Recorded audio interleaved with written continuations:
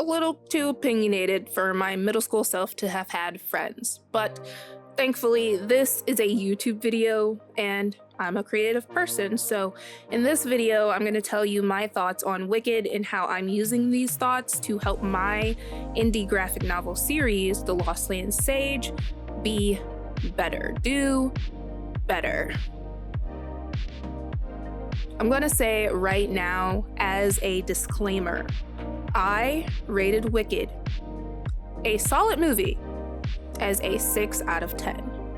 Now, my fiance says that for normal people, that kind of transfers to more of a 7 out of 10, so keep that in mind. Either way, I say this because if Wicked is your favorite movie, and you cannot stand to hear any critique or anything negative of the movie in any capacity, then this is not the video for you, and that's okay. Now, if you're still here, despite me saying this disclaimer, then you're a rebel, and I respect that. So hopefully you can respect me as a person as this video goes on. So to start, I want to give my general summary on the movie Wicked. I think it is a mid-movie and a great musical. So relate everything that I say back to this generalized opinion. So my first critique is in regard to pacing and subsequently conflict resolution. I know, okay, I already know that this movie was an adaptation to a Broadway show, which I have actually never seen, but sometimes while watching the movie, it really felt like so much of what was happening was left up to the audience to fill in any missing context. And if you have the missing context to fill it in, then that is totally fine. But for me, I really felt like I was experiencing kind of an emotional whiplash. The whole reason I took the copious amount of notes that I started to take when I watched the movie Wicked happened because of two scenes that happened back to back. I don't remember the scenes exactly, but in these two scenes, there was a line of dialogue where a conflict was introduced. There was two or so lines of dialogue back and forth, and then the final line within the same scene, there was a resolution, and everything was tied up and neat and pretty in a nice bow, which works for Broadway. For a movie, it felt really, really freaking weird. I was genuinely pretty dumbfounded, especially when it happened back to back in two different scenes. And I may be being a bit hyperbolic, but I really don't think by much. And noticing this within the movie made me realize how truly unsatisfying and unnecessary conflict for the sake of just having conflict in a story's narrative can feel really unearned.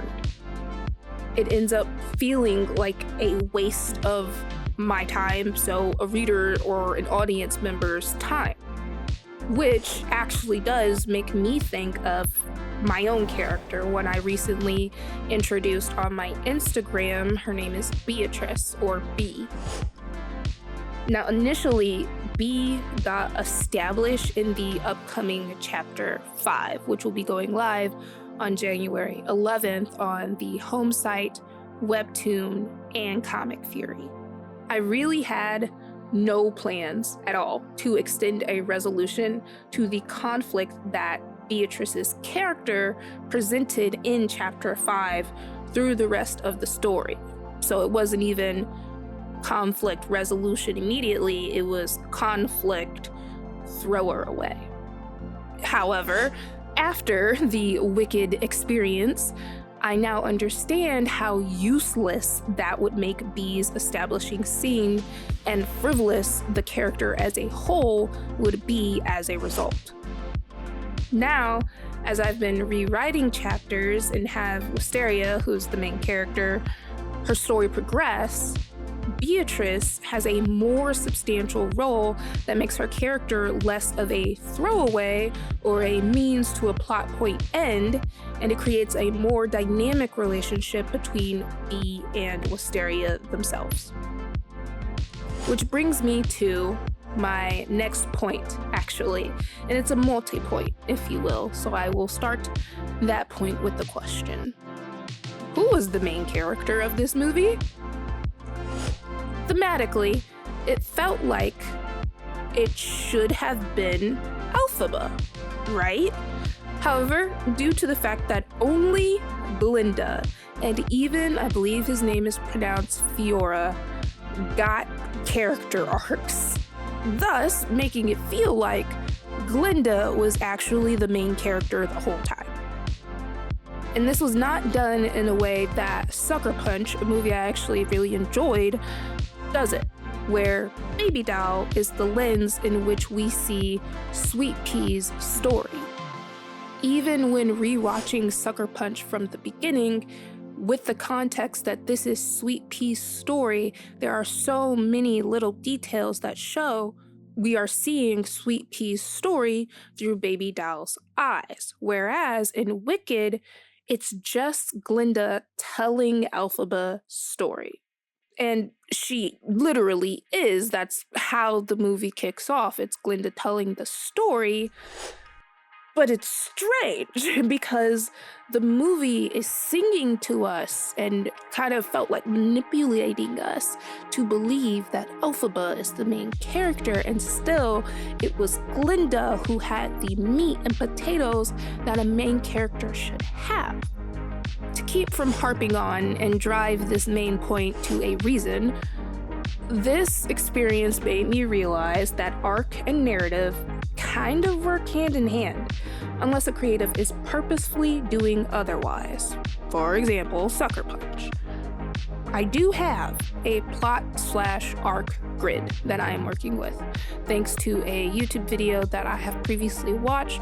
If I can find that YouTube video, I will link it in the description with the file that was provided and I further edited from that video. I am very aware of plot and arc and their relation, within my own story, at least. So, Wisteria, the main character, has an arc, and she is the focus. The characters around her do also have arcs. They have their own lives. They are not NPCs. They are humans, or in this case, witches and wizards within their own world. And those stories, arcs, personalities, they will all collide with Wisteria's own story as the narrative moves through it. But those characters are not the protagonists, so I want to be cognizant of their arcs without ever overpowering Wisteria's own story. Now, let's asterisk a little side note here. A personality trait is not a substitution for a character's arc. No, I will not be elaborating. You can ponder on that in your own time. We interrupt this broadcast for a special celebration. Happy 1-year anniversary to the Lost Land Sage, and a massive thank you for 500 subscribers. Oh, we just got this in. Looks like the news doesn't stop there. Chapter 5 is going to be dropping online everywhere on January 11th. And the home site will be the fastest way to read the story. It looks like readprojectsage.com is always going to be 4 pages ahead. That's a whole month earlier than Webtoon or Comic Fury. Looks like that's the best way to stay ahead of the spoilers, Bob. Back to the show. Okay. I have been critical. And hey, that might make the algorithm pick up this video, but I'm not a negative person, just an opinionated person. So, I want to reiterate that Wicked was not a bad or terrible movie in my opinion, not by any means. So, I'm going to share some things that I found good about the movie. The number one thing that stood out first was that there are some very, very funny one-liners and moments in this movie. Many of them coming from Glinda, and I genuinely enjoyed that. It's really hard for me to laugh out loud.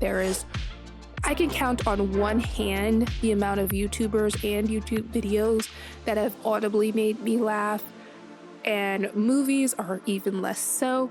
So the fact that I couldn't contain my laughter when watching Wicked is just a show of how truly funny some of the scenes were.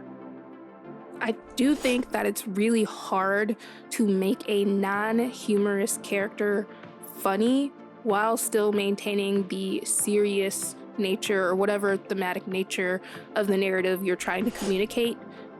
I myself have been actually trying to do that within The Lost Land Sage. At least within Volume 1, I don't think I actually achieved it, unfortunately. So that is one kudos that I can definitely give to Wicked. Are you tired of staring at screens? Do you miss the smell of fresh paper? Well, get ready. On January 4th, The Lost Land Sage Volume 1 is hitting shelves. Pre-order the digital copy on Amazon Kindle right now, but for the true collectors. Grab the premium hardback and paperback exclusively at readprojectsage.com. But wait, there's more. I'm giving away 100 free books to my US viewers. You just pay shipping. Short on cash? Live outside the US? Check the pinned comment below for a free digital code, because everyone should get a little taste of the magic. readprojectsage.com. Read it, love it, live it. I also think that the camera work and choreography of the movie was absolutely one of the coolest parts. Doing scene studies from Wicked will probably make my ability to craft visually intriguing panels within my own graphic novel that much better. It is visually very cool, and as a result, very inspiring. So those are my compliments. And to end off this dyslexic crap sandwich review of Wicked, it looked weird. It looked so strange. So I really struggled with this. I heard before watching the movie, long before watching the movie, that the color and the way that the movie was colored was strange, and it did look desaturated, but that isn't actually what I mean when I say that the movie looked weird. I mean that the humans in the movie looked strange, but it wasn't all of them somehow. I'm still a little bit perplexed about it, but Cynthia looked actually great. She looked stunning. So did Fiora, I really don't know, Nessa, and a few other of the cast members. They looked really good. But, and I loathe to admit it, I used to be an Ariana Grande fan back in high school, but Ariana looked really weird. She looked really weird, and so did Bach and a few other faculty members. They just looked strange to me. And I thought that maybe, despite my very best efforts not to have such a result, I had Snapchat brain, and anyone who didn't have a picture-perfect face with a filter and beautiful portrait beauty shots all throughout the movie, I was seeing as off or off-putting. But no, actually, and I realized what the issue was in the last, I'd say, quarter of the movie. And this is, if you haven't seen it, a very long movie. So that last quarter is still a hefty chunk. But for some reason, some of the actors, they look dead. Like, zombies because there was no life underneath their skin. And when it hit me, I was like, oh, that's what it is. So humans, I don't know if you knew this, if you're a human or not, that's a fairly bad joke.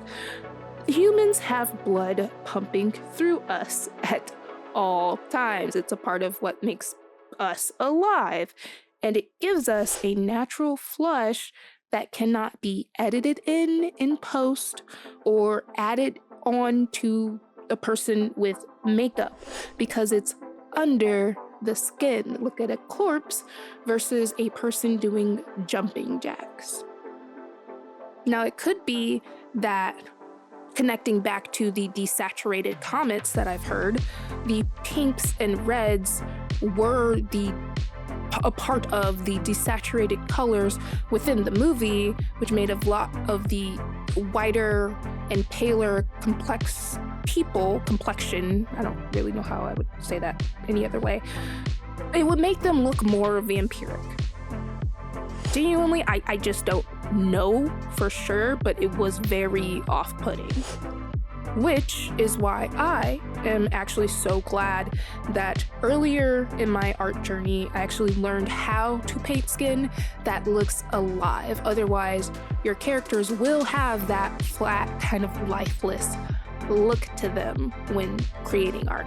So I'm gonna leave that video in the cards and in the description, and if you have any interest in watching that yourself, you can go ahead and check it out. But yes, overall, Wicked was a mid-movie and a great musical. I mean, it wasn't amazing, okay? I have no nostalgia, no history with it. I am just a critical art lover. So it wasn't amazing, it wasn't great, but it wasn't horrible, and it wasn't atrocious. It wasn't the worst thing I've ever seen. It was just a 6 out of 10 decently okay movie that I will probably never watch again. Has this ever happened to you? You want to make a high quality motion graphic novel, but it's really expensive. It takes time, it takes money, it takes a lot of mint tea. So, I'm here to tell you guys today about my KOFI. I do my best to keep this content free for everyone. But if you have the means, a responsible donation helps keep the lights on and the voice actors fed. So, support the arts. There's a link in the description. And operators are standing by.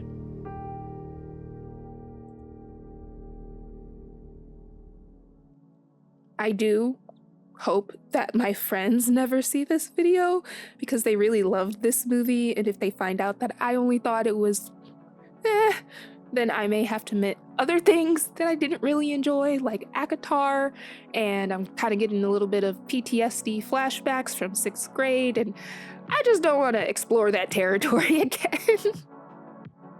It's the curse of being a very opinionated person that isn't afraid to share it. Anyway, thank you so much for watching this video. By the way, my name is Tiara, and on this channel, I like to give creative advice as I'm on my own indie, creative, self-publishing, online artist, creative, etc. journey. So if that sounds good to you, then please subscribe with notifications turned on. I'm guessing a lot of you don't actually check your subscription feed, so that'll just help you know exactly when I post a video, which will be in 2 Sundays from today. Go ahead and like or dislike or comment and share this video with a friend. I always encourage a discourse with all of my videos so you can actually engage with the content that you're consuming. My only request is to always be kind and respectful, okay? We are all humans. We are all here on this earth for the first time ever, Okay, so it's okay if someone does or doesn't like or agree or disagree with your favorite IP or opinion. By the way, you can read my story, The Lost Lane Sage, on readprojectsage.com and support me on KOFI in the description. I believe that is all I have to say, so the only thing left to say is to stay curious and suffer the consequences. I'll see all you guys next time. Bye!